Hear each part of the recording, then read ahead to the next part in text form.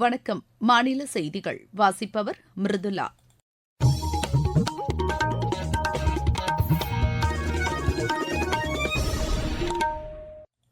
தலைப்புச் செய்திகள். பிரதமர் திரு நரேந்திர மோடியை எக்ஸ் சமூக வலைதளத்தில் பின்தொடர்பவர்கள் எண்ணிக்கை 10 கோடியை கடந்துள்ளது. மறைந்த முன்னாள் முதலமைச்சர் காமராஜரின் பிறந்த தினம் தமிழகத்தில் கல்வி வளர்ச்சி நாளாக இன்று கொண்டாடப்படுகிறது. காவிரியில் தமிழகத்திற்கு 8000 கன அடி நீர் மட்டுமே திறக்கப்படும் என கர்நாடக முதலமைச்சர் திரு சித்தராமையா தெரிவித்துள்ளார். மத்திய அரசு செயல்படுத்தும் திட்டங்களின் பயன்கள் தமிழக மக்களை சென்றடையக்கூடாது என்ற உள்நோக்கத்துடன் திமுக அரசு செயல்படுவதாக பிஜேபி குற்றம் சாட்டியுள்ளது. ஜிம்பாப்வேக்கு எதிரான 5வது மற்றும் கடைசி டுவெண்டி கிரிக்கெட் போட்டியில் இந்தியா 42 ரன் வித்தியாசத்தில் வெற்றி பெற்றது. இனி விரிவான செய்திகள். பிரதமர் திரு நரேந்திர மோடியை எக்ஸ் சமூக வலைதளத்தில் பின்தொடர்பவர்கள் எண்ணிக்கை 10 கோடியை கடந்துள்ளது. இதன் மூலம் எக்ஸ் சமூக வலைதளத்தில் உலகிலேயே அதிக மக்கள் பின்தொடரும் தலைவர் என்ற பெருமையை பிரதமர் பெற்றுள்ளார். இந்த சாதனை மகிழ்ச்சி அளிப்பதாக பிரதமர் தெரிவித்துள்ளார். இந்த சமூக வலைதளத்தில் துடிப்பாக செயல்படுவதில் மகிழ்ச்சி அடைவதாகவும் எதிர்காலத்திலும் இதுபோன்ற செயல்பாடுகளை விரும்புவதாகவும் திரு நரேந்திர மோடி கூறியுள்ளார். 10 கோடி பின்தொடர்பவர்களை கடந்ததற்காக பிரதமருக்கு மத்திய உள்துறை அமைச்சர் திரு அமித் ஷா வாழ்த்து தெரிவித்துள்ளார். இந்தியாவில் மட்டுமல்லாமல் உலக அரங்கில் திரு நரேந்திர மோடியின் புகழுக்கு இது ஒரு சான்றாக விளங்குகிறது என்று திரு அமித் ஷா தெரிவித்துள்ளார். நாட்டு மக்களை ஆன்மீகமே ஒருங்கிணைப்பதாக தமிழக ஆளுநர் திரு ஆர் என் ரவி கூறியுள்ளார். சென்னையில் நேற்று நிகழ்ச்சி ஒன்றில் பேசிய அவர், இந்தியா ரிஷிகளாலும் முனிவர்களாலும் உருவான நாடு என்று கூறினார். நாட்டு மக்களையும் ஆன்மீகத்தையும் பிரிக்க இயலாது என்றும், ஆன்மீகம் தழைக்கும் போது நாடு மேலும் வலுவானதாக மாறும் என்றும் திரு ஆர் என் ரவி கூறினார். மறைந்த முன்னாள் முதலமைச்சர் காமராஜரின் பிறந்த தினம் தமிழகத்தில் கல்வி வளர்ச்சி நாளாக இன்று கொண்டாடப்படுகிறது. இந்நாளையொட்டி பல்வேறு நிகழ்ச்சிகளுக்கு ஏற்பாடு செய்யப்பட்டுள்ளது. இன்று முதல் காலை உணவு திட்டம் அரசு உதவி பெறும் தொடக்கப் பள்ளிகளுக்கும் விரிவுபடுத்தப்படுவதாக மாநில அரசு அறிவித்துள்ளது. இதனையொட்டி திருவள்ளூர் மாவட்டம் கிழச்சேரியில் உள்ள அரசு உதவி பெறும் தொடக்கப் பள்ளியில் முதலமைச்சர் திரு மு க ஸ்டாலின் தொடங்கி வைக்க உள்ளார். இதன் மூலம் 3995 அரசு உதவி பெறும் தொடக்கப் பள்ளிகளைச் சேர்ந்த 2,23,000 மாணவ மாணவிகள் பயன்பெறுவார்கள் என மாநில அரசு கூறியுள்ளது. காவிரியில் தமிழகத்திற்கு 8000 கன அடி நீர் மட்டுமே திறக்கப்படும் என கர்நாடக முதலமைச்சர் திரு சித்தராமையா தெரிவித்துள்ளார். தமிழகத்திற்கு 20 நாட்களுக்கு தினமும் 1 டிஎம்சி தண்ணீரை திறக்க வேண்டும் என காவிரி ஒழுங்காற்றுக்குழு பரிந்துரை செய்திருந்தது. இதுகுறித்து விவாதிக்க கர்நாடக அரசு பெங்களூருவில் நேற்று அனைத்துக் கட்சிக் கூட்டத்தை நடத்தியது. இக்கூட்டத்திற்கு பின் செய்தியாளர்களிடம் பேசிய அம்மாநில முதலமைச்சர் திரு சித்தராமையா, காவிரி ஒழுங்காற்றுக் குழுவின் பரிந்துரைக்கு எதிராக மேல்முறையீடு செய்ய தீர்மானிக்கப்பட்டுள்ளதாக தெரிவித்தார். கர்நாடக அணைகளில் தற்போது 63% தண்ணீர் மட்டுமே உள்ளதாக அவர் கூறினார். காவிரி ஒழுங்காற்றுக் குழுவின் பரிந்துரைப்படி 1 டிஎம்சி தண்ணீர் திறக்க முடியாது எனவும், தமிழகத்திற்கு 8000 கன அடி நீர் மட்டுமே திறக்கப்படும் என்றும் அவர் தெரிவித்தார். போதுமான அளவு மழை பெய்யாவிட்டால் தமிழகத்திற்கு திறக்கப்படும் தண்ணீரின் அளவு குறைக்கப்படும் என்றும் திரு சித்தராமையா தெரிவித்தார். நீங்கள் கேட்டுக்கொண்டிருப்பது மாநில செய்தி அறிக்கை. புதிய குற்றவியல் சட்டங்களின் சிறப்பம்சங்கள்.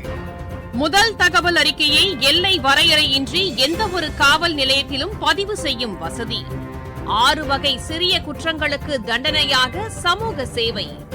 பெண் குழந்தைகளுக்கு எதிரான பாலியல் வன்கொடுமையில் ஈடுபடுவோருக்கு ஆயுள் தண்டனை அல்லது மரண தண்டனை விதிப்பதற்கான பிரிவுகள். டிஜிட்டல் ஆவணங்களை சாட்சியங்களாக சேர்த்துக் கொள்ளவும் வகை செய்யப்பட்டுள்ளது.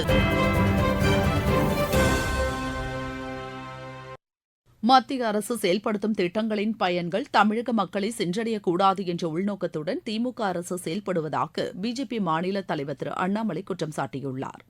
திருச்சியில் நேற்று செய்தியாளர்களிடம் பேசிய அவர், பிரதமரின் விவசாயிகளுக்கான வருவாய் ஆதரவு திட்டத்தில் தொடக்கத்தில் தமிழகத்தில் 43 லட்சம் விவசாயிகள் பயன்பெற்றதாக கூறினார்.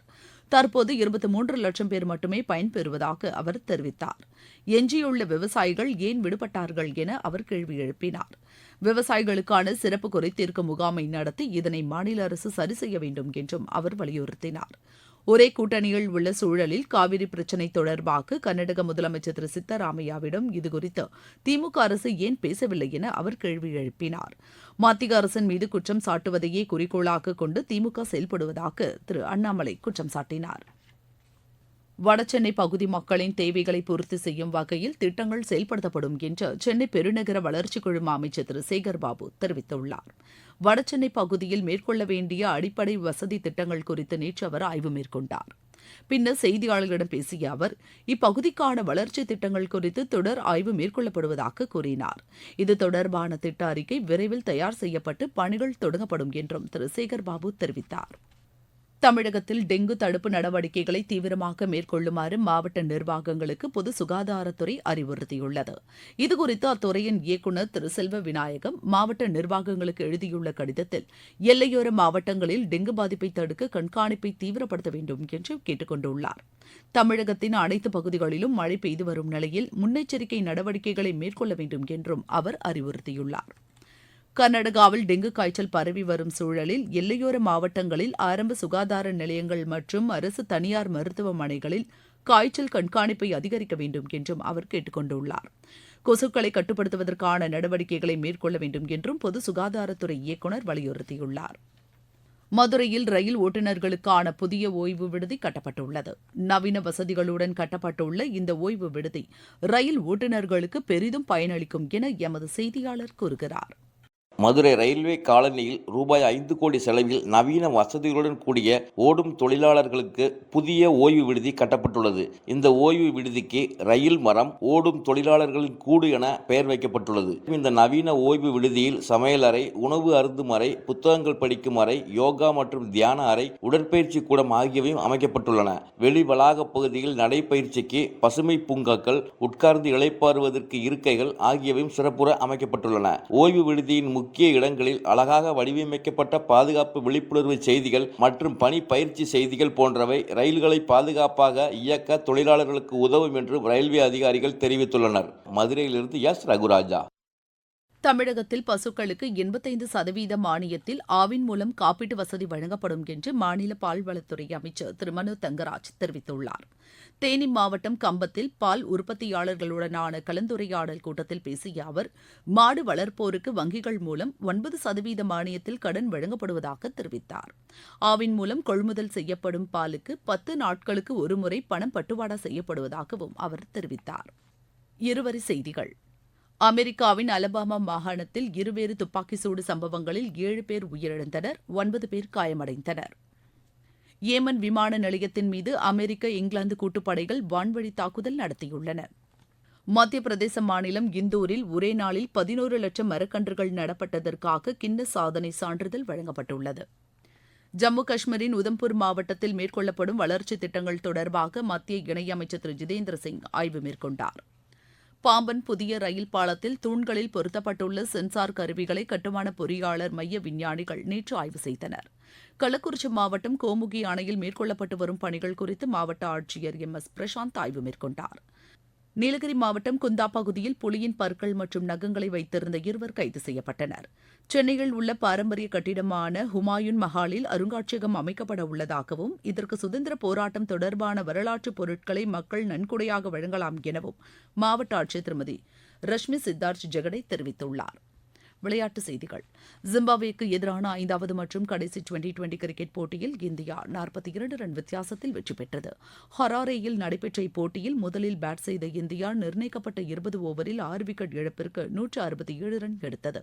168 ரன் எடுத்தால் வெற்றி என்ற இலக்குடன் விளையாடிய ஜிம்பாப்வே 18.3 ஓவரில் அனைத்து விக்கெட்டுகளையும் இழந்து 125 ரன் மட்டுமே எடுத்து தோல்வியடைந்தது. இதன் மூலம் 4-1 என்ற கணக்கில் இந்தியா தொடரை வென்றது. தமிழ்நாடு பிரீமியர் லீக் கிரிக்கெட் போட்டியில் திருச்சி அணி 35 ரன் வித்தியாசத்தில் சேலம் அணியை வென்றது. இன்றைய ஆட்டத்தில் மதுரை அணி நெல்லை அணியை எதிர்கொள்கிறது. மீண்டும் தலைப்புச் செய்திகள். பிரதமர் திரு நரேந்திர மோடியை எக்ஸ் சமூக வலைதளத்தில் பின்தொடர்பவர்கள் எண்ணிக்கை 10 கோடியை கடந்துள்ளது. மறைந்த முன்னாள் முதலமைச்சர் காமராஜரின் பிறந்த தினம் தமிழகத்தில் கல்வி வளர்ச்சி நாளாக இன்று கொண்டாடப்படுகிறது. காவிரியில் தமிழகத்திற்கு 8000 கன அடி நீர் மட்டுமே திறக்கப்படும் என கர்நாடக முதலமைச்சர் திரு சித்தராமையா தெரிவித்துள்ளார். மத்திய அரசு செயல்படுத்தும் திட்டங்களின் பயன்கள் தமிழக மக்களை சென்றடையக்கூடாது என்ற உள்நோக்கத்துடன் திமுக அரசு செயல்படுவதாக பிஜேபி குற்றம் சாட்டியுள்ளது. ஜிம்பாப்வேக்கு எதிரான 5வது மற்றும் கடைசி டுவெண்டி கிரிக்கெட் போட்டியில் இந்தியா 42 ரன் வித்தியாசத்தில் வெற்றி பெற்றது. இத்துடன் இந்த செய்தி அறிக்கை நிறைவு பெற்றது.